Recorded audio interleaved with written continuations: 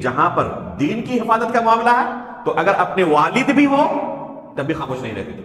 حالانکہ والد کی اطاعت کرنا، ان کا احترام کرنا واجب ہے نا. امام علی بن مدینی رحمہ اللہ سے پوچھا گیا ان کے والد کے بارے میں. امام جرح و تعدیل ہے، امام بخاری امام مسلم رحمہ اللہ کے استاد ہیں. امام بخاری رحمہ اللہ نے صحیح بخاری لکھنے کے بعد جن لوگوں پر اپنی صحیح کو پیش کیا تھا ان میں سے ایک علی بن مدینی رحمہ اللہ تھے.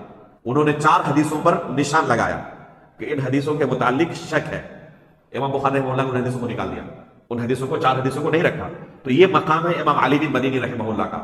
جس مقام پر امام علی بن مدینی رحمہ اللہ فائز تھے جرح و تعدیل کے باب میں، اس امت میں شاید کہ اس مقام تک کبھی لوگ پہنچے ہو. وہ امام بخاری رحمہ اللہ اور امام مسلم رحمہ اللہ کے بھی استاد تھے.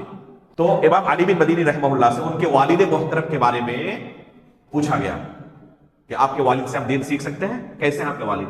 تو خاموش رہے اور اپنے چہرے کو جھکا لیا، اپنے سر کو جھکا لیا اور خاموش رہے.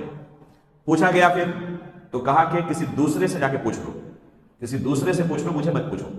اس لیے کہ تمہارا مقصد اگر یہ ہے کہ میرے والد سے دین سیکھا جائے یا نہ سیکھا جائے تو بہت سارے علماء موجود ہیں اور ہر کوئی ان کو تم کو بیان کر دے گا تو تمہارا مقصد حاصل ہو جائے گا. مجھ ہی سے جواب کیوں چاہتے ہو؟ میرے والد ہیں، ان کی عزت کا مقام ہے. تو خاموش رہے، جواب نہیں دیا. سائل نے کہا کہ ہم کسی دوسرے سے پوچھنے نہیں جائیں گے، آپ سے جواب چاہتے ہیں. آپ کیا کہتے ہیں اپنے والد کے بارے میں بتائیں. جب انہوں نے اس طرح کہا تو اپنے چہرے کو اٹھایا اور کہا کہ اچھی طرح سن لو، میرے والد ضعیف ہیں، وہ اس لائق نہیں کہ ان سے دین سیکھا جائے. دین کی حفاظت کا معاملہ آیا تو اپنے والد کو بھی نہیں بخشا.